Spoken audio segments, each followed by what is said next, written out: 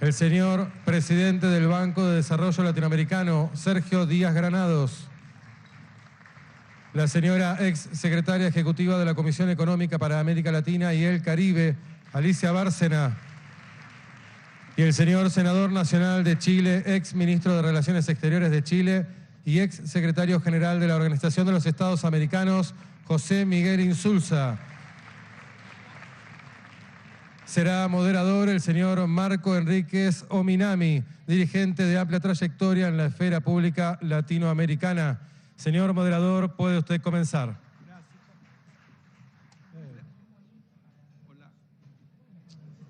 Hola.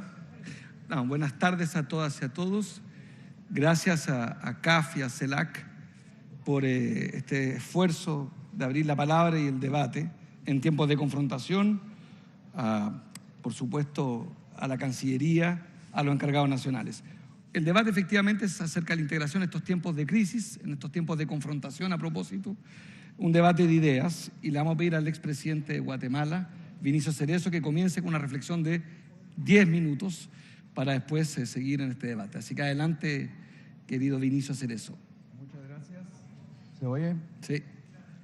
Bueno, para empezar les debo decir que para hablar de la integración 10 minutos es demasiado poco o demasiado, porque es un tema que es como una obligación moral para un continente como América Latina, que tiene todas las condiciones para buscar un destino común, desarrollar un proyecto compartido y lograr el modelo de desarrollo que necesite sobre la base de las calidades, cualidades y de los elementos que comparte a raíz y después de la conquista por un solo o dos países europeos. Tenemos un lenguaje común, tenemos una región común, tenemos muchas necesidades que son compartidas y tenemos una historia de búsqueda de soluciones que definitivamente nos ha ido conduciendo en la senda de la integración. Yo diría entonces que la integración es como la necesidad y el destino común de América Latina.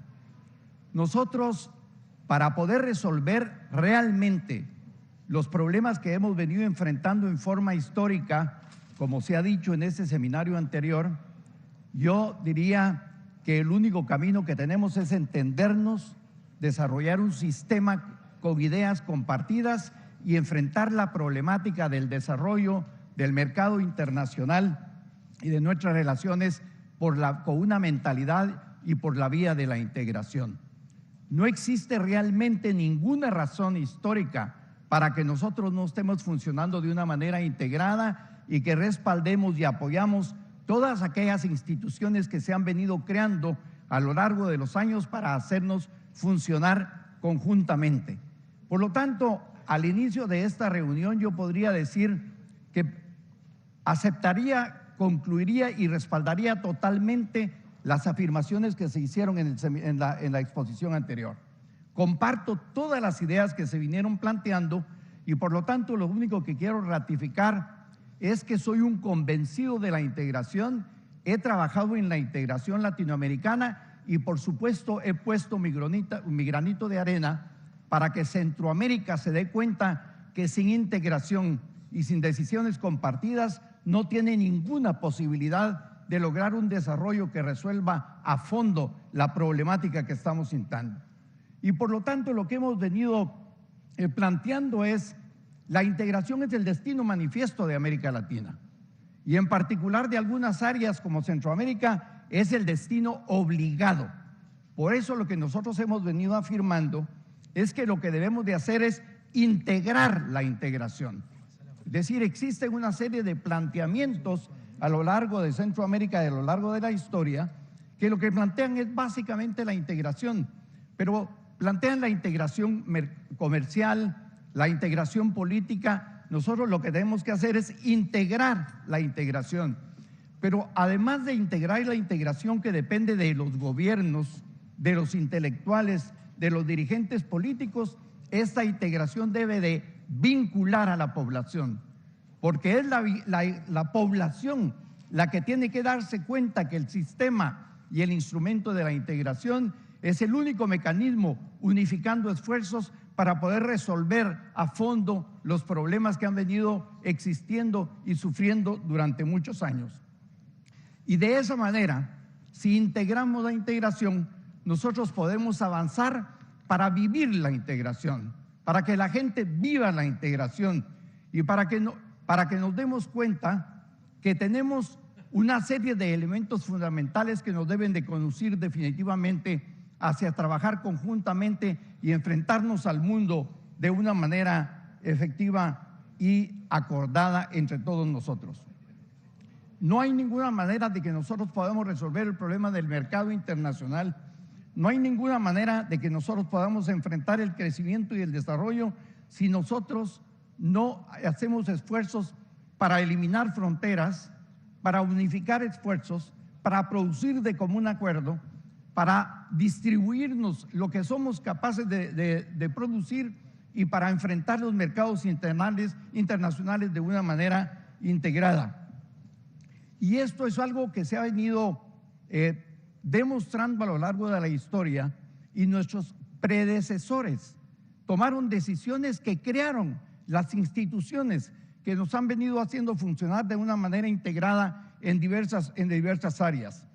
Se ha creado la Comunidad de Estados Latinoamericanos, que incluye 32 países. CELAC es una organización que involucra a 32 países latinoamericanos y que lo que se debería de hacer, más que pensar en otros mecanismos de integración o en otras organizaciones, lo que deberíamos de trabajar es hacer funcionar las instituciones que nosotros ya tenemos aprobadas y creadas, dándoles atribuciones, mecanismos y búsqueda de acuerdos en definitivamente.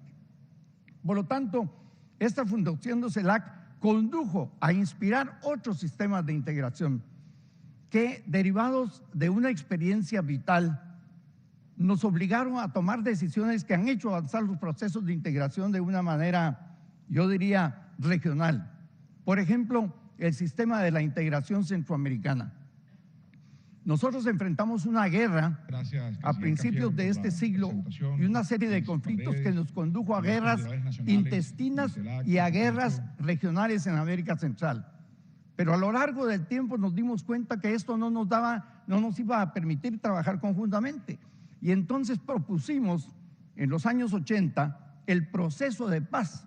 Y cuando realizamos la paz, nos dimos cuenta que ahora teníamos que buscar el mecanismo para trabajar conjuntamente, resolviendo los problemas de la guerra y creando mecanismos de participación. Y logramos hacer el SICA, el Sistema de Integración Centroamericana, que ya ha dado resultados que evidencian que el proceso integrador es lo que unifica esfuerzos y nos permite salir adelante conjuntamente.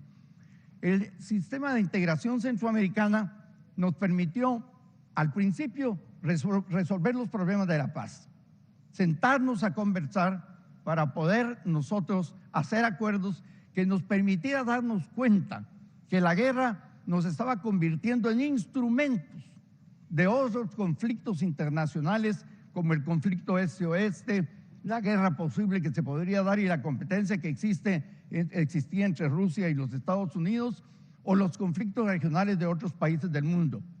Y por lo tanto, decidimos que la única manera de resolver la problemática centroamericana era sentarnos a conversar cómo constituir la paz a través de la creación de una zona de libre comercio, de una zona políticamente unificada y de un mecanismo de integración que fuera ágil y que se pusiera en marcha en los próximos años, y ahí se creó el Sistema de la Integración Centroamericana.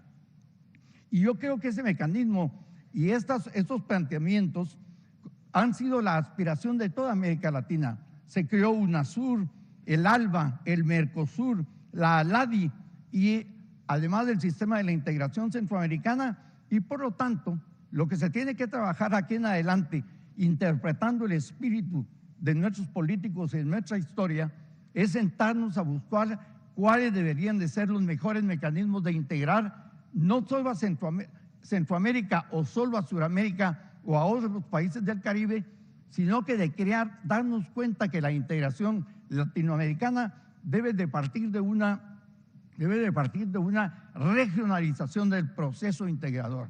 Si nosotros creamos una integración en Centroamérica, una integración en Sudamérica y una integración en el Caribe, posteriormente los delegados de estos 3 sistemas de integración podrían ponerse de acuerdo para que la integración se volviera una integración latinoamericana, porque es una necesidad, porque es una obligación histórica y porque es el mecanismo que nos va a permitir crear y hacer de esta región una región integrada comercialmente, integrada políticamente y que nos permite entonces sí enfrentar la competencia con otras regiones del mundo. Entonces, como una introducción básica, yo puedo decirles de que la vía para propiciar y sacar adelante el desarrollo de América Latina es un proceso integrador que organice y haga funcionar por lo menos 3 grandes sistemas de integración regional que se pongan de acuerdo en la búsqueda de objetivos comunes y de mecanismos para lograr los objetivos que tienen previstos. Muchas gracias.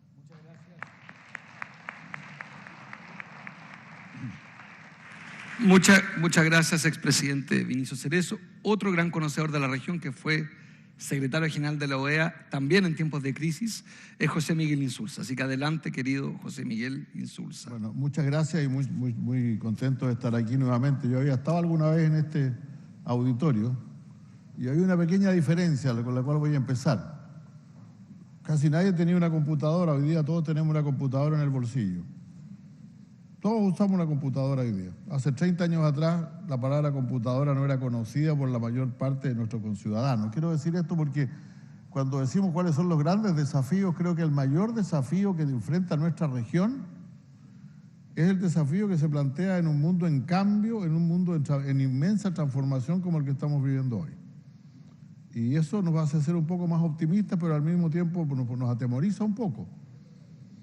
Nos hace ser más optimistas porque nunca había avanzado la especie humana tanto como ha avanzado en estos años. Y esto no es solamente ya, por eso que el Foro Económico Mundial no habla de la tercera revolución industrial, habla de la tercera y la cuarta. Pues la tercera es la revolución digital, pero la cuarta es una en que ya despegan todas las ciencias. Y la inteligencia artificial está ahí. Y la manipulación de genes también está ahí, y otra cosa bastante complicada y peligrosa. Hoy día el mundo parece no tener límites en cuanto a la cantidad de cosas que es capaz de inventar. Ustedes recuerdan el fax. Yo usé un fax, me acuerdo, para ponérselo a alguien el día del plebiscito en Chile del año 1988. Era el único, fue a un lugar en el centro de Santiago, era el único fax que había en la ciudad. 1988, el 98, el fax ya estaba en desuso. Ya no lo usaba nadie, ya estaban todos haciendo escáner. Entonces este mundo avanza de una manera tremendamente acelerada y naturalmente detrás de todo lo que está pasando, de todos los conflictos y todas estas cosas, hay una cierta batalla por quién conduce esto, porque esta es una revolución industrial, claro, como la primera. Todos sabemos que la primera revolución industrial vio el predominio británico, la segunda vio el predominio norteamericano, también la tercera, y hoy día hay una disputa gigantesca que está detrás de muchas de las cosas que nos están ocurriendo. Ahora, claro, este mundo que tanto ha progresado, y aquí tomo sí lo que decía Celso, este mundo que parece que a todo fuera posible de lograr, se ve prácticamente paralizado por una pandemia. Y peor aún, descubrimos que los seres humanos que hemos progresado tanto, sin embargo, todavía estamos despedazando nuestro planeta, nos seguimos matando entre nosotros y seguimos teniendo más de 1.000 millones de ciudadanos que no tienen que comer todos los días. Entonces, este es un mundo muy ambiguo, que ciertamente requiere alguna forma de gobernanza global, pero lo primero que tenemos que preguntarnos es quién participe en esa gobernanza global, porque tal como están las cosas ahora, lo que parece claro sería que nosotros no estaríamos participando. Como me dijo alguna vez mi amigo Oscar Arias, antes decían que el siglo XXI era el de América Latina, pero ahora dicen que es el de Asia. A lo mejor nos toca el 22, pues. Y esa es la realidad, o sea, porque nunca había esta nueva crisis, esta crisis que tú la has dicho muy bien. Es una crisis, no es que sea positiva o negativa, sino que simplemente el mundo cambia entero, cambia por completo. Y naturalmente en la crisis, y por eso que hay tal vez tantos conflictos en nuestros países. Porque ustedes imaginarán que para la primera revolución industrial, que fue el telar, ¿no? Pero llegó el telar y se tejían paños con mucho más velocidad que antes, pero había una cantidad de mujeres europeas que habían dedicado toda su vida al tejido, ellas y su familia por generaciones, y lo pasaron muy mal, durante muchos siglos.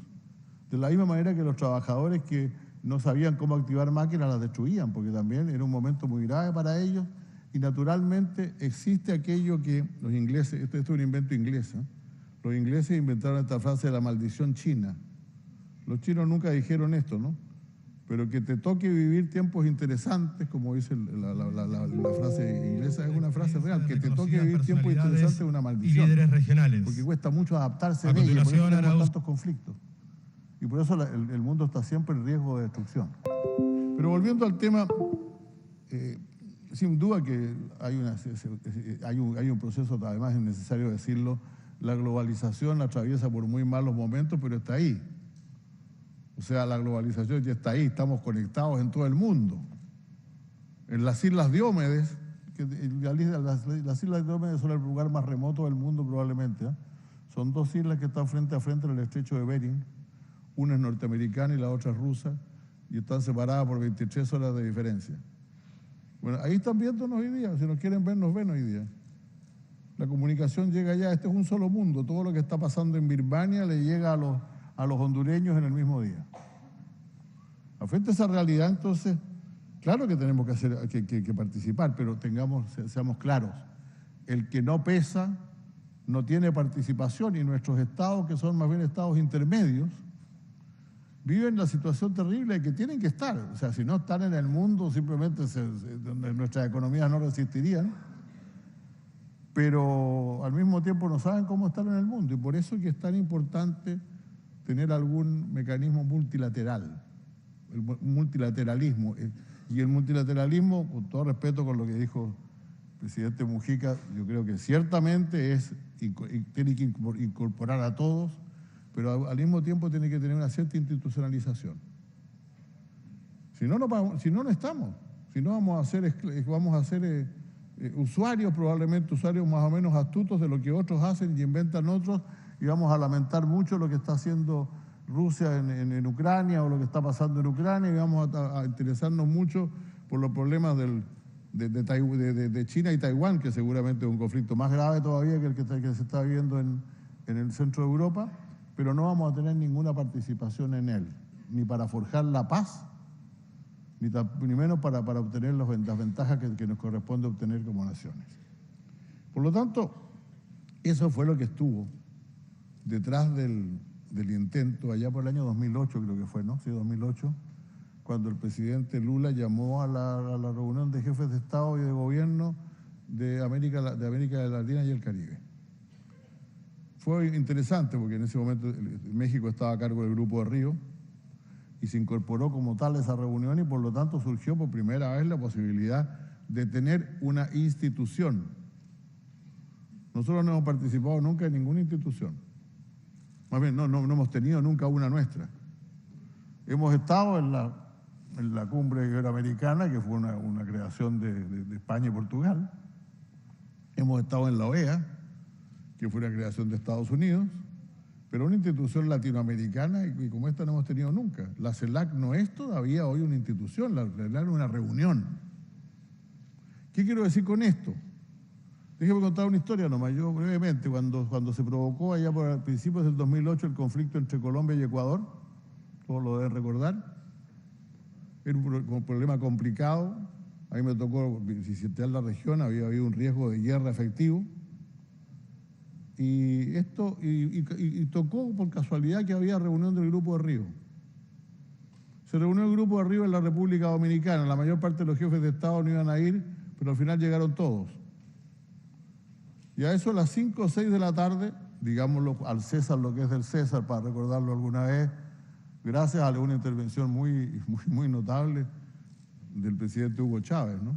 Que de alguna manera acusado de haber agitado el problema y que dijo, mire, ya dejémonos de cuento, este tema lo tenemos que arreglar porque si no vamos a terminar peleados todos, y terminamos bastante bien. ¿Y qué hacemos después?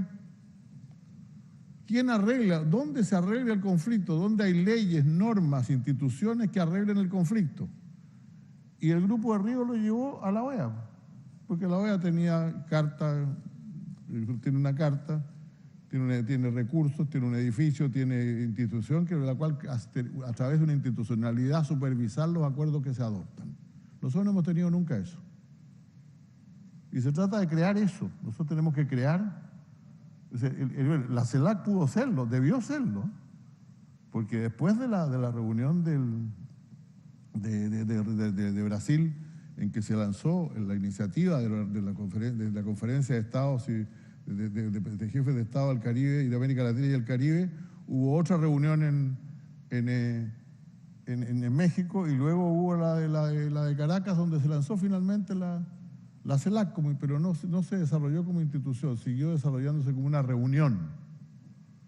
reunión que se hacía todos los años con el país que le tocaba. Y hoy día tenemos que pasar a la otra etapa, y esa otra etapa supone que nuestros jefes de Estado y de gobierno adopten un tratado para crear una organización de estados de América Latina y el Caribe. ¿Se puede? Bueno, si aquí está la prueba que se puede, pues existe la CAF. Existe la CAF. La CAF es una institución, la CEPAL también. La OEA también lo es. ¿Se puede crear? Claro que se puede hacer. El problema es que yo creo que realmente ha faltado mucho la voluntad política. Muchos han dicho los interventores, los que intervinieron antes que yo, respecto a esta cosa de que al final, por algún motivo, el nacionalismo pesa más. Hay que tener reglas, hay que tomar decisiones colectivas, hay que tener autoridades que se respetan, hay que tener continuidad. Por esto que decía el presidente Mujica, que los gobiernos duran poco, entonces tienen que ser instituciones que estén afianzadas de una manera tal que van a seguir existiendo. Alguien va a ir y no le va a gustar los gobiernos que hay, pero espera que para la próxima vez que se elija la institución ya podrá estar él. Pero yo creo que el gran desafío, yo creo, perdón, aquí lo digo francamente, para nuestros anfitriones de hoy, que van a organizar la próxima reunión de CELAC, es dar el gran paso de que América Latina y el Caribe puedan incorporarse al debate mundial en que están hoy día los pesos pesados, ya sea porque como naciones tienen un tamaño suficiente o porque están unidos en coaliciones, como es el caso de la OTAN o la Unión Europea, y que nosotros podamos dar el gran paso de que América Latina esté presente en eso, porque ha llegado a esa hora y tenemos el nivel de desarrollo y la capacidad para eso. Pero llegando cada uno por su cuenta, simplemente no llegaremos a ninguna parte y seríamos nuevamente seguidores de lo que están decidiendo otros en nombre nuestro. Muchas gracias. Gracias.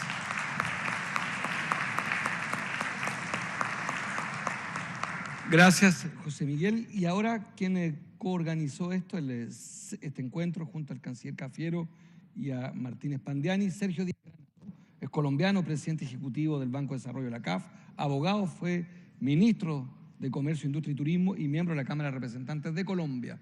Presidente, adelante. Muchas gracias, Marcos, y un saludo muy especial a todos los compañeros de panel. Es un gran honor estar aquí, escuchar las reflexiones filosóficas de muchos de estos arquitectos de la integración, protagonistas históricos de la integración de América Latina y el Caribe.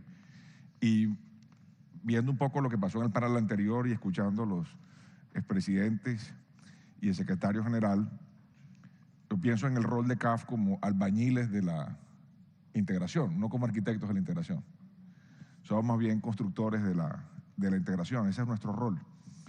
Y hace unos meses, como lo mencioné al ingreso en la presentación, cuando llegamos a la presidencia de la CAF y a la vicepresidencia de la CAF junto con Cristian Asinelli, la primera reflexión fue qué podemos hacer desde CAF, una institución que está creada como el mayor bien público regional en este momento, de 54 años de existencia, para fortalecer los procesos de integración en América Latina. Casualmente, a los 2 meses de haber ingresado, presentamos nuestro reporte de economía y desarrollo sobre integración o el estado de la integración en América Latina y el Caribe. El día que presentamos el reporte en Panamá, le decía al equipo, esto es una bandera de la cual nunca podemos fatigarnos. Es una bandera que tenemos que mantener arriba todo el tiempo. No importa si avanzamos o retrocedemos, la bandera siempre tiene que estar arriba. Siempre hay que propiciar la integración de América Latina y el Caribe. No importa la dureza del viento, no importa el sol que nos haga, tenemos que estar todo el tiempo propiciando la integración. Y esto es un mandato que está en la genética del banco. Cuando uno se va a los periódicos de finales de los 60, cuando se creó CAF, el mandato de los fundadores, del presidente Frey, del presidente Lleras, de todos los delegados, era el objetivo de esta institución es fomentar la integración en América Latina. De manera que tenemos que mantener la bandera todo el tiempo arriba. Por esa razón, participamos activamente en la reunión de CELAC a final del año pasado, en la transición de la presidencia de México a Argentina, y planteamos con toda franqueza e interés un documento, aquí lo tengo en la mano, que se lo entregamos al canciller Cafiero, el interés de CAF de apoyar todo el proceso de integración, donde encontramos en las declaraciones de los presidentes congruencia con lo que hemos venido haciendo estos años, donde está la capacidad técnica y operativa de la CAF que le puede servir a la CELAC y puede retroalimentar el proceso y hacerlo mucho más fuerte el proceso de integración. En eso estamos, por eso esta primera actividad del día de hoy, que nos va a ayudar muchísimo a los funcionarios de CAF que están aquí presentes también, a entender qué más podemos hacer en ese propósito. Y por ser albañiles de esa misma integración, yo quisiera como de pronto enfocarme en 2 o 3 mensajes donde creemos que en el corto plazo podemos dar un buen resultado. El primero de ellos es en la dimensión comercial. Y eso posiblemente Alicia lo puede explicar mejor que yo porque ella ha trabajado estos temas en los últimos años con una gran vocación desde la CEPAL. Y yo veo que tenemos también una capacidad, Alicia, ya tú no estás en ese rol, pero lo puedes decir con mayor tranquilidad ahora, hay que incorporar más a CEPAL y a CAF con la CELAC. Hacer una mejor coordinación entre estos 3 espacios. El espacio político, donde están los líderes, donde están marcando el horizonte. Ellos son los arquitectos de la integración. Donde está el conocimiento regional en economía y desarrollo, que es la CEPAL, y donde podemos complementar nosotros con la acción financiera al desarrollo ese propósito, darle contenido a la integración, darle presencia y acción y agenda a la integración. Mira, que creo que ahí tenemos un gran desafío que lo comenzamos hoy, que hay que seguirlo haciendo día a día, y es mantener esa coordinación CELAC, CEPAL, la CAF y otras organizaciones que están en la región, que operan y forjan todos los días la integración para seguirnos coordinando. Vemos en la integración comercial una gran oportunidad porque tenemos un proceso de una velocidad más lenta en la globalización ahorita, de una mayor búsqueda de soluciones regionales, de una fragmentación de las cadenas globales de valor, pero sobre todo porque América Latina cuando le cayó el COVID se quedó sola, y no se nos puede olvidar eso. Se quedó sola, buscando los respiradores, buscando las vacunas, buscando las mascarillas, sola se quedó la región. Y nos tocó entre todos ver a ver cómo conseguíamos la respuesta dentro de la región. Entonces, eso nos obliga a pensar que tenemos que comenzar a generar las capacidades para seguir enfrentando los problemas globales que tenemos. Y cada vez que viene una sequía, o hay una inundación, o hay una baja en los precios del café, o hay una enfermedad cualquiera que ataca un cultivo, le toca a la región volverse a hurgar en ella misma para encontrar la respuesta. Como cuando se cayó el pacto cafetero en los 70s y se cayó el precio del café al piso. Y luego se preguntaban por qué los campesinos migraron del mundo rural a las ciudades, por qué se fueron del centro para el norte. La gran pregunta, la gran respuesta a esa pregunta de por qué migran los campesinos de Mesoamérica al norte está también en el precio de los commodities y en el precio del café. Entonces no fuimos capaces de dar la respuesta que había que dar a tiempo. Hoy estas instituciones que ya han madurado, que ya no son la aspiración del año 68, sino que son instituciones sembradas, con oficinas, con especialistas latinoamericanos presentes aquí en Buenos Aires, en Montevideo, en Madrid, en Bogotá, en Caracas, en Panamá. Ya tenemos una fuerza propia de especialistas, de gente que ha hecho proyectos en la región. Es hora que se conecte con el resto de instituciones y generemos una mejor fortaleza institucional para la integración. Segundo, nos preocupan las fronteras de la región. Es que no va a haber más tráfico comercial si seguimos en esta fragmentación geográfica que tenemos en la región. Y es un problema serio las fronteras de América Latina y el Caribe, es un problema serio la de Sudamérica, el atraso que hay, el atraso en vías, en conexión eléctrica, en acceso a servicios públicos. No son la entrada de los países, es el confín del mundo de las fronteras de América Latina y el Caribe. Entonces queremos que este banco esté más presente solucionando los problemas de frontera. Desde el primer día hemos estado en esas conversaciones con los cancilleres, con los ministros de Hacienda, desde un puente entre Bella Unión y Montecasero aquí en Uruguay y Argentina, hasta los pasos fronterizos en Colombia y Venezuela. Es que la primera operación de este banco, la primera operación, fue el puente sobre el río Limón en el estado de Zulia, en Venezuela, para integrar la región. Esa fue la impronta con la que nació la CAF. Entonces, tenemos que seguir por ese camino haciendo. No hemos llegado al punto en que nuestras fronteras sean hoy sitios de dinamismo comercial. Siguen siendo zonas de alto ilícito. Como lo mencionaron ahora en el panel anterior, que hay una preocupación por el crecimiento del crimen organizado en América Latina, y eso es cierto. Hemos dejado espacios demasiado frágiles, heridos, y se están infectando.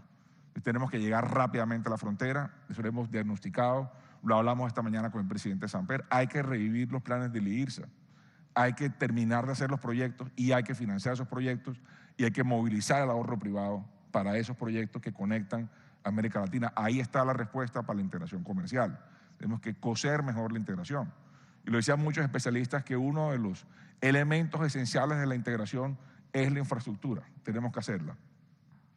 Y dentro de esa infraestructura, y este segundo mensaje, es el tema de la transición energética. Es absurdo que esta región que tiene 9 trillones de dólares en gas no los esté utilizando. Tenemos 15 años de ingresos fiscales en gas natural. El gas natural es energía de transición. Punto. Full stop. Ahí hay que parar. Es energía de transición. No podemos dejar el gas encerrado. Tenemos que usar ese gas. Hay tecnología suficiente para hacer un uso eficiente del gas, producir exportaciones y resolver problemas. Típicamente, la discusión de energía versa sobre un trilema de la seguridad ambiental, la seguridad en el acceso a la molécula o a la energía y, por supuesto, los precios con los que se paga. En América Latina hay que agregarle 2 patas más a ese trilema, y es el problema del déficit fiscal de los gobiernos y el problema de la pobreza creciente que tenemos.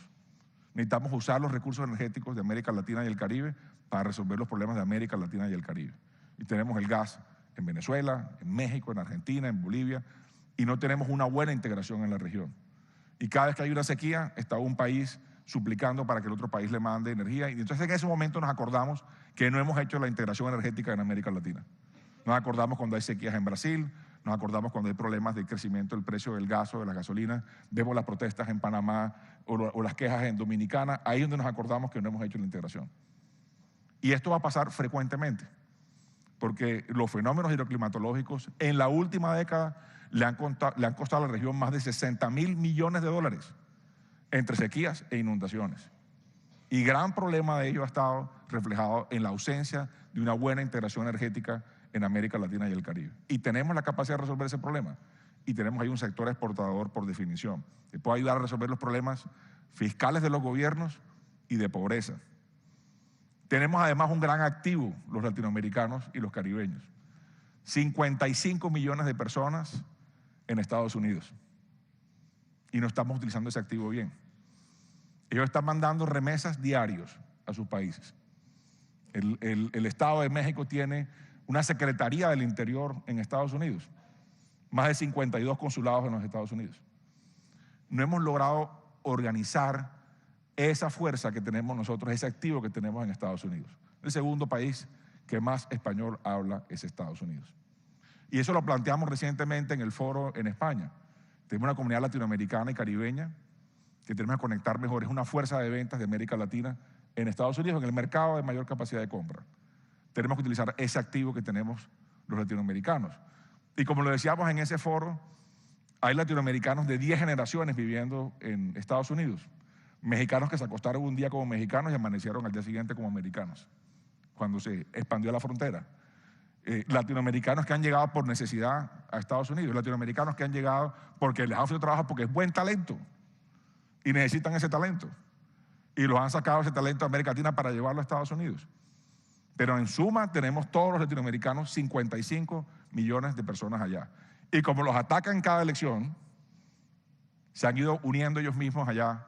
Los latinoamericanos se van identificando cada vez internamente como una nación dentro de una gran nación. Tenemos que aprovechar ese activo también. Ese era el mensaje final, querido Marco, que quería dar acá. Aprovechemos la integración energética, la oportunidad que tenemos, aprovechemos la integración comercial y física, usemos los activos que tiene la región, uno de ellos sobre todo los latinoamericanos y caribeños que viven en Estados Unidos. Muchas gracias. Gracias. Muchas gracias. Muchas gracias a todos por la puntualidad. Aprovecho a saludar a Cristiana Cinelli, vicepresidente también del Banco de Desarrollo CAF, y otro gran conocedor de América Latina y el Caribe es el expresidente del Gobierno de España, José Luis Rodríguez Zapatero, además fanático de Borges. Así que bienvenido, querido presidente, por 10 minutos.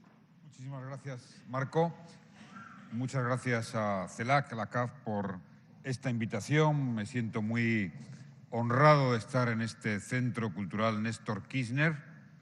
Yo compartí años de gobierno como presidente con Néstor Kirchner en una gran colaboración entre España y Argentina. Tengo ese gran recuerdo y quiero subrayarlo aquí. Le vi luchar por los derechos humanos.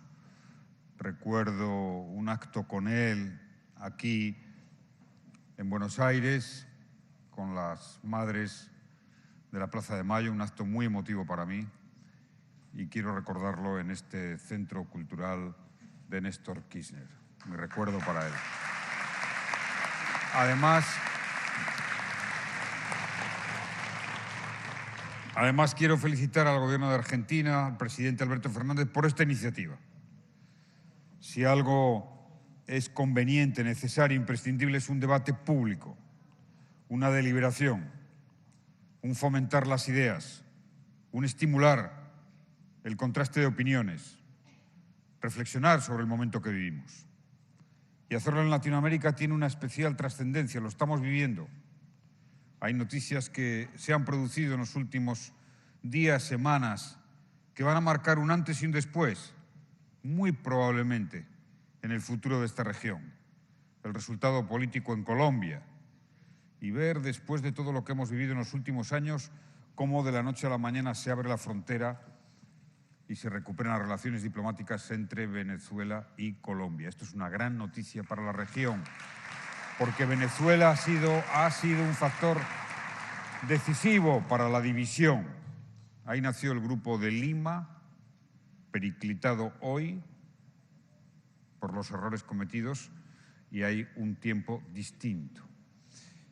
Y de verdad, se recuerda mucho y se compara con el ciclo del principio de siglo, del siglo XXI, de la década de 2000, 2010, 2013, donde hubo muchos gobiernos progresistas en la región. Hubo un aliento en favor de la integración, hubo una política en la que se redujo la pobreza, se redujeron las desigualdades, son datos objetivos, seguramente no en la dimensión que sería necesario, y ahora, por tanto, pienso que con el mapa político y la situación resultante de la pandemia, las consecuencias de la guerra en Europa y de la tensión internacional entre Estados Unidos y China, junto a la situación interna de Estados Unidos, no olvidemos este factor, la región en la que tengo depositadas más esperanzas es Latinoamérica. Es Latinoamérica. Tiene dos características muy decisivas para fundar esa esperanza. La primera son gobiernos nuevos, con políticas de ambición social y con una declaración en favor de la integración. Digo una declaración porque tiene que traducirse en hechos. A mí me gusta más hablar de la unión de Latinoamérica que de la integración, porque la unión comporta dos grandes valores que mueven las mejores páginas de la historia de nuestra civilización, que son la cooperación y la solidaridad. No hay unión política si no hay cooperación y no hay solidaridad. Y sobre eso se debe fundar un proyecto político de integración, cooperación y solidaridad. Si damos un breve repaso al panorama global, como se ha dicho aquí, desde la pandemia, que tenemos casi una crisis permanente, ¿por qué no decirlo? Una gran incertidumbre histórica sobre el destino de la comunidad internacional, sobre la paz y la guerra. Hablemos con sinceridad, con autenticidad. Nos damos cuenta que vivimos una sociedad cada vez más global. Se ha dicho aquí, pero conviene insistir en ello. La crisis financiera del 2008 y 2009, que ya alteró muchas cosas, política y socialmente, fue una crisis global. La pandemia ha sido una crisis global. El cambio climático es un gigantesco desafío global. Las consecuencias de la guerra en ese país llamado Ucrania, porque solo hay guerra en un país, en Ucrania, están siendo para todo el mundo, en los precios de la energía, en los problemas de los precios de los alimentos. Tenemos una sociedad global, lo queramos o no, y no creo que haya capacidad de hacer una desglobalización, que es el fantasma que ahora recorre todos los debates, y sin embargo no tenemos instituciones, no ya gobiernos global, un gobierno global, sino instituciones globales que funcionen. El último fiasco ha sido el Consejo de Seguridad de Naciones Unidas ante la guerra de Ucrania, donde un miembro del Consejo de Seguridad vulnera de una manera evidente las reglas de la Carta de San Francisco, que es la Constitución que tenemos como comunidad internacional, la que tenemos que respetar, defender, como el sistema de Naciones Unidas, que fue un avance histórico de la humanidad, con sus imperfecciones. Y hoy tenemos el sistema roto y amenaza con romperse más por la creciente rivalidad entre Estados Unidos y China. Si no hay una rectificación de la historia, después de lo que hemos vivido en estos primeros 20 años o 22 años del siglo XXI, este siglo XXI puede ser peor que el siglo XX, o al menos igual de malo. Están puestas todas las condiciones para que la confrontación y los conflictos armados, que siempre que hay un conflicto armado llama a otros conflictos armados, no hay más que ver lo que pasó en Oriente Medio cuando se desataron los truenos en Afganistán, luego Irak, luego Yemen, luego Libia, África, como está ahora, con 12 conflictos bélicos armados. La única región en paz es Latinoamérica. Es decir, valoremos esto extraordinariamente. Pongamos un minuto para pensar en ello. Y si Colombia logra ese último paso en favor de la paz absoluta, eliminando la guerrilla del ELN, llegando a un acuerdo de paz, será la única región del mundo en paz, sin conflictos bélicos.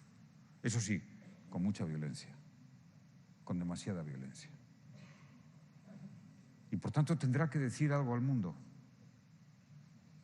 Es una región que no tiene una confrontación ni con el este ni con el oeste, ni con Oriente ni con Occidente. Está bañado por el Pacífico y el Atlántico y tiene relaciones comerciales, políticas, económicas, con Oriente y con Occidente, con China y con Estados Unidos, con Europa y con el sudeste asiático. Solo Latinoamérica tiene estos grandes activos para lanzar un proyecto de reconstrucción del sistema multilateral. Claro está, eso se podrá hacer una vez que Brasil vote. Y vote como esperamos. Exactamente. Y vote como esperamos. Y en ese designio se den pasos fundamentales que tienen que ser, en mi opinión, por estas razones que acabo de fundamentar, del privilegiado posición que tiene Latinoamérica en el concierto internacional en este momento geopolítico y geohistórico, tiene que ser de llamamiento, de convocatoria a una conferencia internacional, intergubernamental, que Naciones Unidas debe de amparar para reconstruir el sistema multilateral, empezando por el Consejo de Seguridad. Y decir a las grandes potencias, oiga, y en esto se sumará África, no tengo ninguna duda, buena parte de Europa también, creo que buena parte de Asia, la mayoría de las naciones que ven con gran angustia este riesgo enorme de división.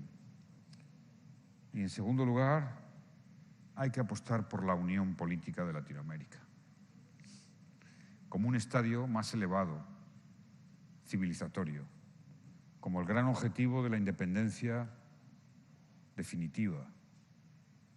Porque si América Latina se une, será más independiente que nunca en la historia, más capaz, más fuerte. Pero eso exige determinación política para el cumplimiento de dos valores, la cooperación y la solidaridad. Y el grave problema que enfrenta Latinoamérica como región, acabo de decir los grandes activos que tiene, la paz y la capacidad de diálogo con todos, son la desigualdad y la violencia, que es en gran parte causa de la desigualdad económica y social. Esta es la región más desigual del planeta. El 1% de los ricos acumulan el 30% de la riqueza. Y el impuesto de la renta, el impuesto personal, solo llega al 10% del total de los impuestos que se recaudan, cuando la OCDE es el 25%. ¿De qué estamos hablando? De solidaridad, de compromiso de país,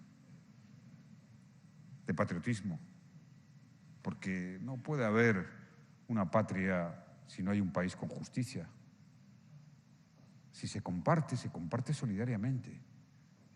Siempre sufre uno cuando escucha que hay tanto volumen de capital de algunos de los países latinoamericanos fuera de Latinoamérica como aquí. Eso solo puede tener una respuesta, una unión política y económica, un mercado único, un sistema monetario, un banco, un proyecto de banco latinoamericano, de Banco Central. Un fondo que puede ser proveniente de los recursos de todas las materias primas, especialmente energéticas, un fondo regional del 15%, por ejemplo, de los beneficios que se obtengan de todas las materias primas energéticas para la transición energética, para la digitalización y las infraestructuras de frontera. Son proyectos realizables. Yo creo que la CAF puede movilizar técnicamente muchas de estas ideas. Ahora bien, la movilización esencial es la política y la social. La CAF, CELAC deben convocar a las universidades, deben convocar a los think tanks regionales, deben convocar a los expresidentes, a los exministros, que saben y valoran lo que es la integración, a los sindicatos, a las organizaciones empresariales, a las organizaciones no gubernamentales, y promover una gran movilización en favor de la unión política de Latinoamérica, de la unión social, de la unión solidaria, de la unión de la justicia. Eso solo se va a hacer con la fuerza de la unión de todos los gobiernos, porque si no, los poderosos seguirán teniendo poder. ¿Qué quieren los poderosos?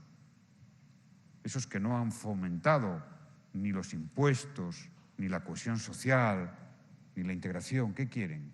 Fragmentar la región, dividirla, estar más vinculados a los capitales extranjeros y, desde luego, no comprometerse con sus países y con la integración. Tanto, esa posición de Latinoamérica histórica tiene este momento decisivo. Será difícil que las coordenadas vuelvan a ponerse tan en común, tan de acuerdo. Yo animo, por supuesto, a CELAC, al presidente Alberto Fernández, a que haga de este momento el gran momento fundacional de la unión política latinoamericana, cuyo horizonte último debe ser una constitución para Latinoamérica, una constitución que dé una ciudadanía plena, una solidaridad, una justicia social y una igualdad. No olvidemos que la contraseña de la democracia es la igualdad, y lo que asesina, envenena y pudre las democracias, las instituciones y la confianza es la desigualdad máxima y la pobreza.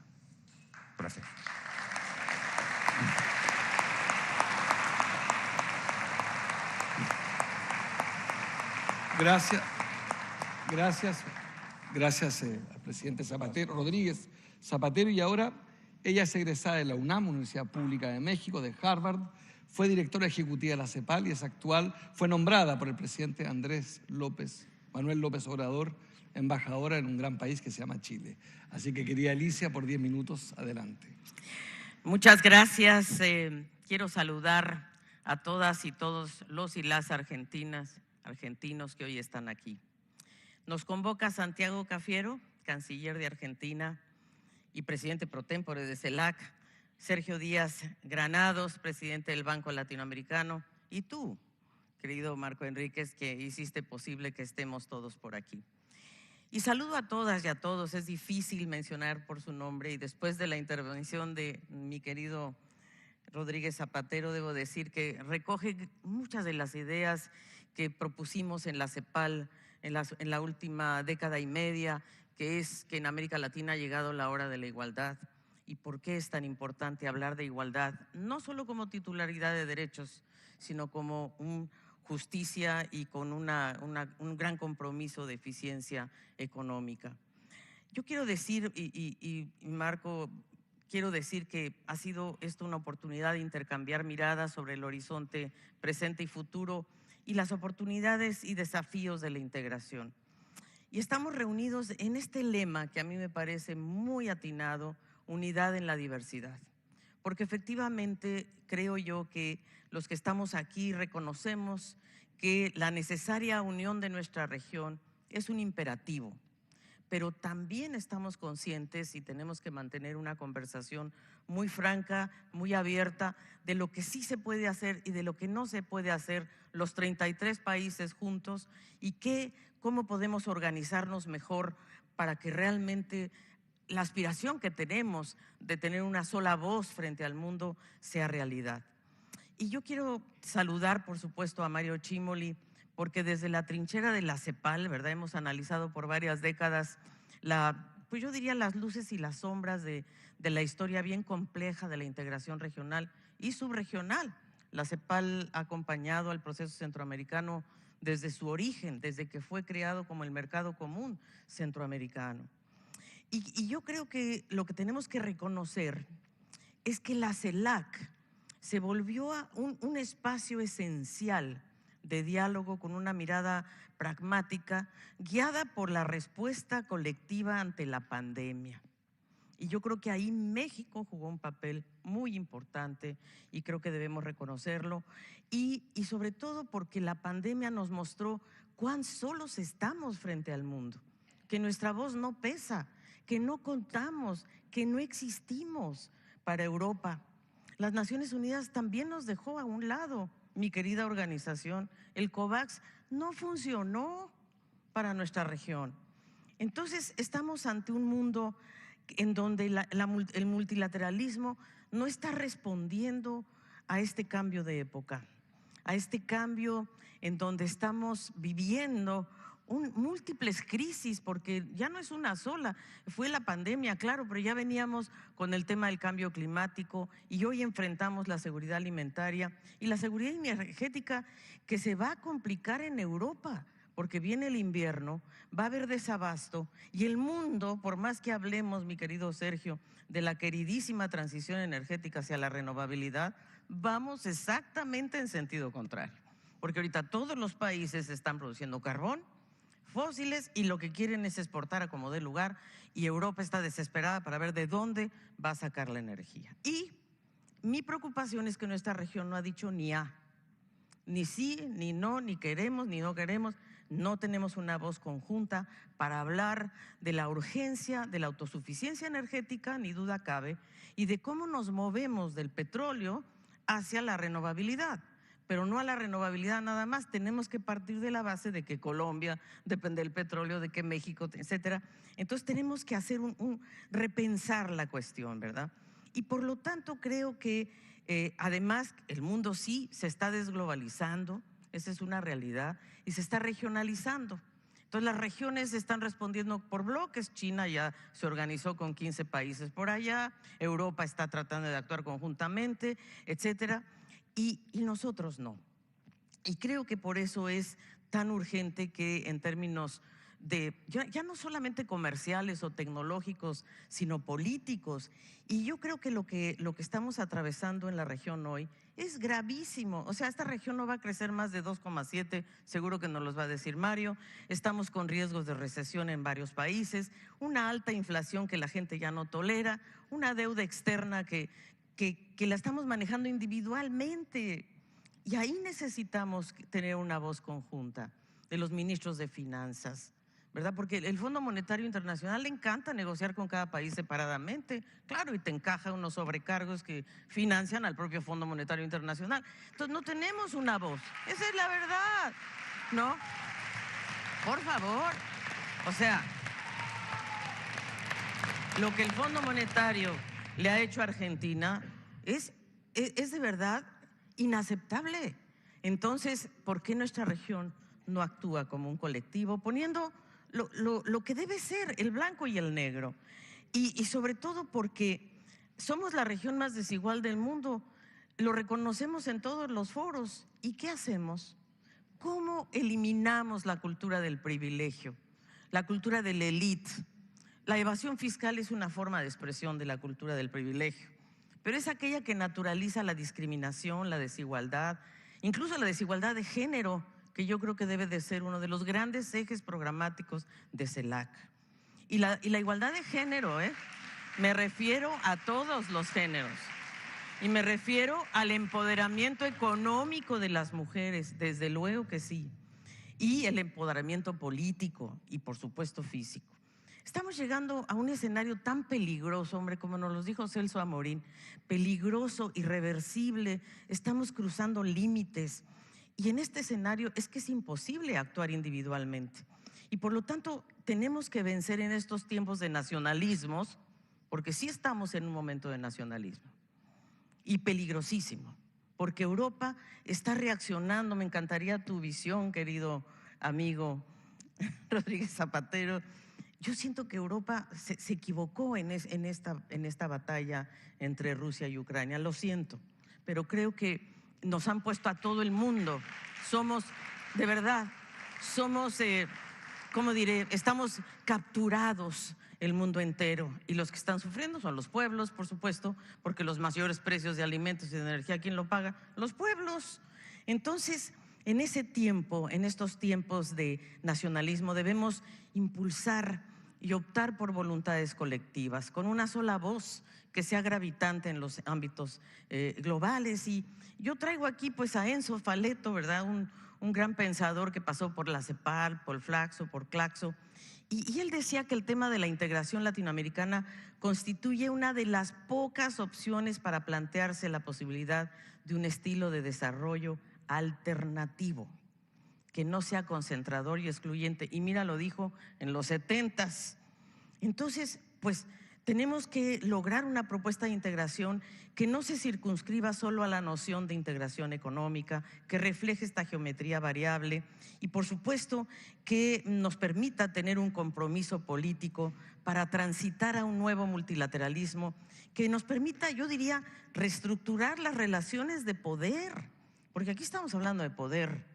Y Mujica decía, es de ser o no ser. Yo creo que es de poder económico, de poder social, de que de verdad nos han dejado aislados en estos temas. Y por lo tanto, la voz unida es muy, muy importante hoy día para lograr estos bienes públicos urgentes. Y yo quiero plantear que si bien el mundo se desglobaliza en unas materias, se globaliza en otra muy peligrosa, que es precisamente el armamentismo, incluidas las armas nucleares.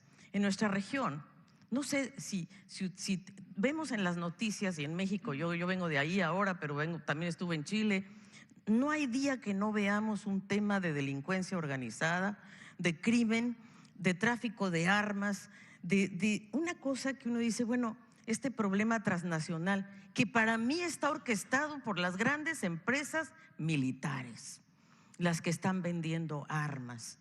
¿Cómo puede ser que Europa, Estados Unidos destinen miles de millones de euros a la guerra a armar Ucrania y no le han podido dar a Centroamérica 4,000 millones de dólares, Vinicio. ¿Y allá dieron cuánto? ¿600,000 o cuánto? Lo que se nos ocurra que están poniendo sobre la mesa en armas, en dinero y no en… ¿Quién está perdiendo? El desarrollo y la gente.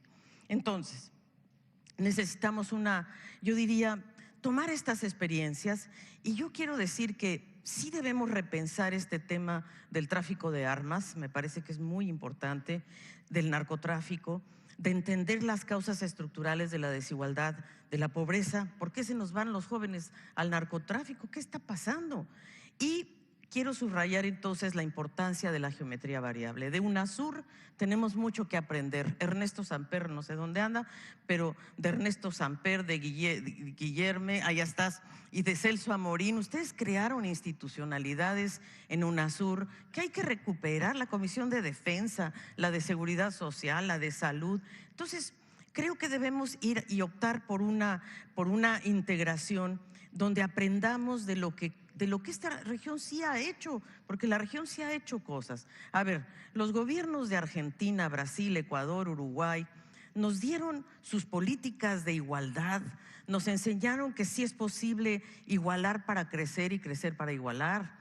Cuando Lula puso en marcha los programas contra la pobreza y el consumo masivo, los frentes de expansión, y de ahí se fue expandiendo esta política con Correa, con Kirchner, con Lula, con Dilma, con Mujica, el empleo con derechos como llave maestra para cerrar brechas sociales.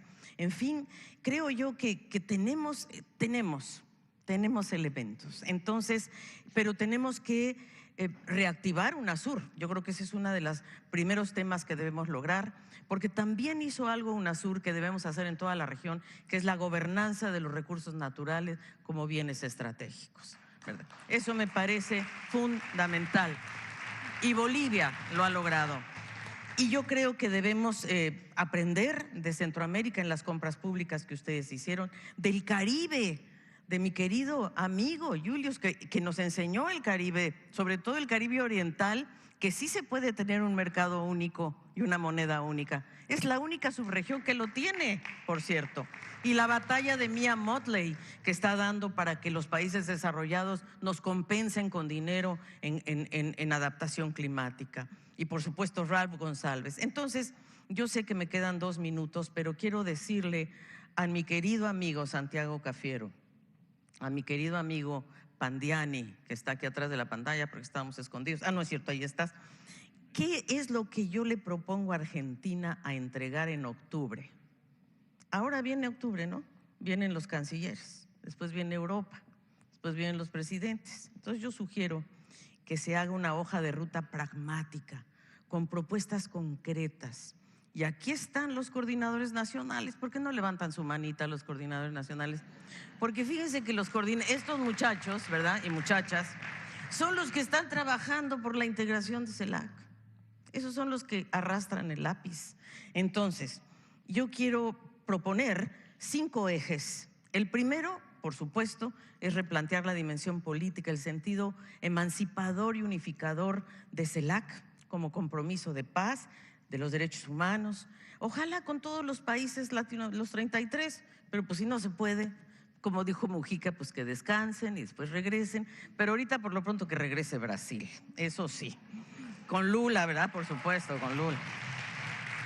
Pero ahí hay que tener una visión bien pragmática, fíjate, y es lo siguiente, que no se impongan los problemas binacionales sobre los problemas de colectivo. Porque nos agarramos del chongo porque es que mi frontera, olvídate, pensemos más grande, pensemos como región. Lo binacional se resuelve en lo binacional. Segundo, acordar una hoja de ruta hacia una mayor institucionalización de la CELAC que la empodere como sombrilla, pero que acoja los mecanismos subregionales, no que los reemplace, eso no es posible, pero obviamente con una UNASUR nueva, eso definitivo, pero que estemos todos, que estén todos los mecanismos subregionales y yo diría con un principio de subsidiariedad, donde se resuelven mejor las cosas. A lo mejor en el SICA se resuelven unas que no requieren pasar a CELAC, a lo mejor sí, en fin, yo creo que por ese lado tenemos que hablar. México, mi país. A ver, querida Beatriz, aquí tú y yo. Es un tema que se tiene que abordar con profundidad, ¿sabes? Porque, no, por supuesto, pero sí, ampliada, pero la verdad es que tenemos que tener un debate, porque la extensa vecindad con Estados Unidos le pone unos candados muy fuertes a México, y ahí necesitamos la solidaridad de América Latina y el Caribe. Por eso quizás esta noción de cómo construir puentes frente a esta realidad tan compleja debemos conversarla, por lo menos a lo mejor organizar una sesión específica para conversar el tema. La presidencia pro tempore debería ser ostentada por 2 años. En 1 año es imposible concretar resultados y darle más formalidad al funcionamiento temático y administrativo. Fortalecer la estructura de CELAC, un organismo que además no tiene personería jurídica, que la presidencia pro tempore funciona como secretaría, le da seguimiento a las reuniones, unas se le mandan a CEPAL, otras se le mandan a la FAO, otras a las OPS, pues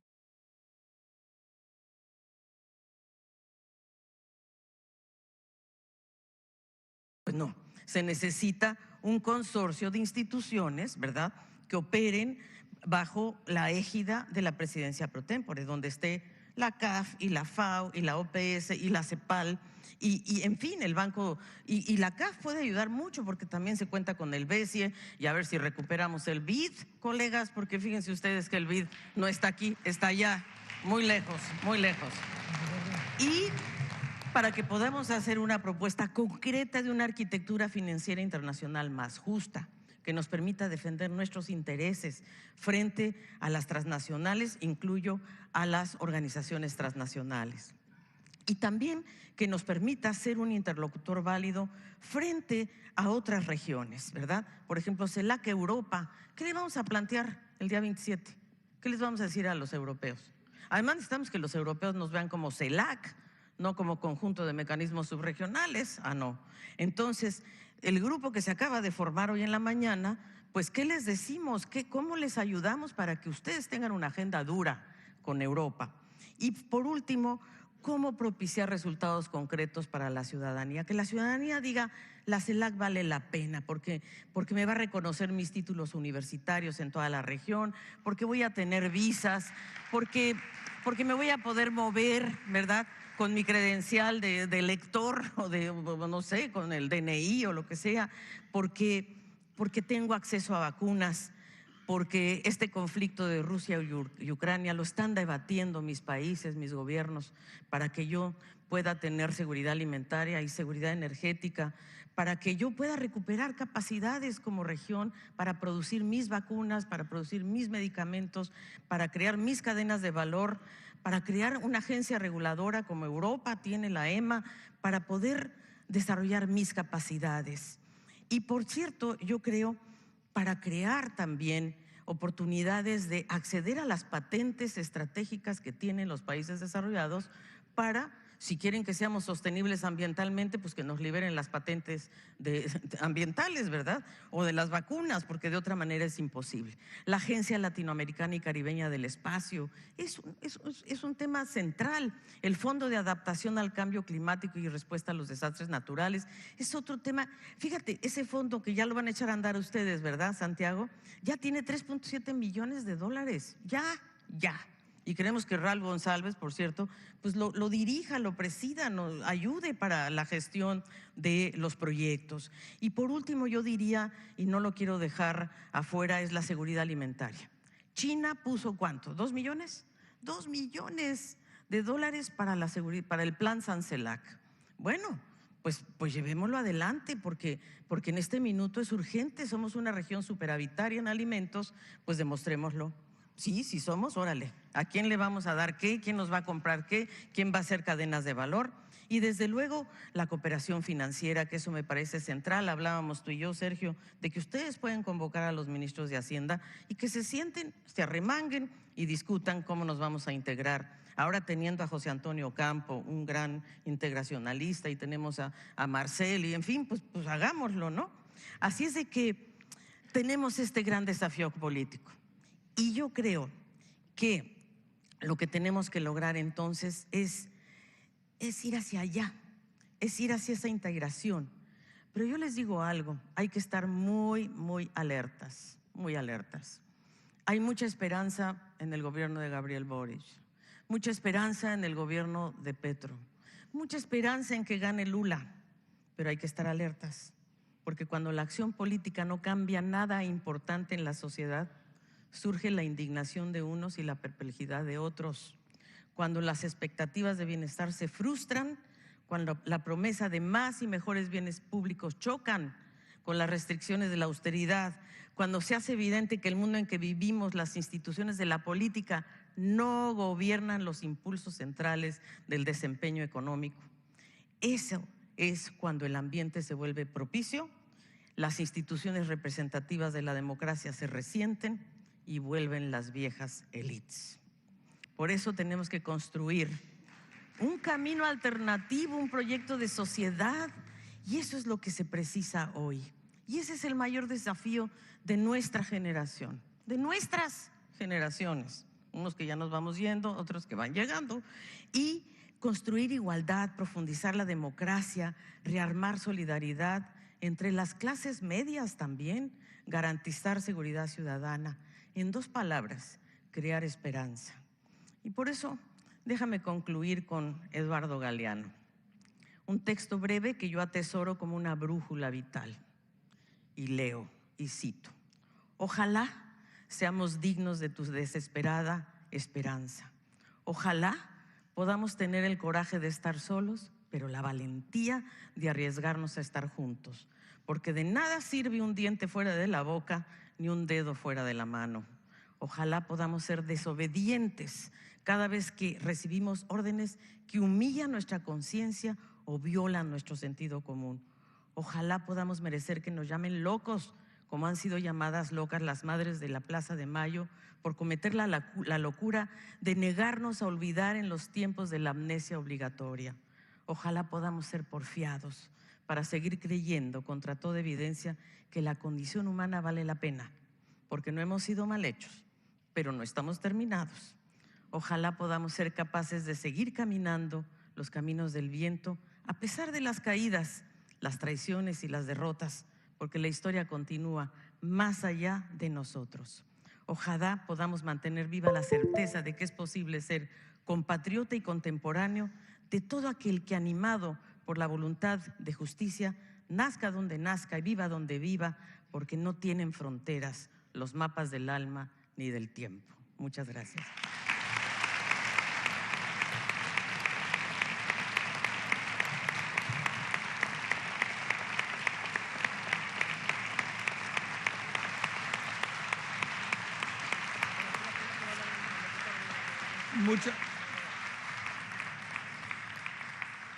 Muchas gracias Alicia, muchas gracias a todos los expositores, y pasamos ahora con el gran subsecretario Martínez Pandiani, que va a moderar el siguiente panel. Así que un abrazo y gracias a todas y a todos. Agradecemos a las autoridades en el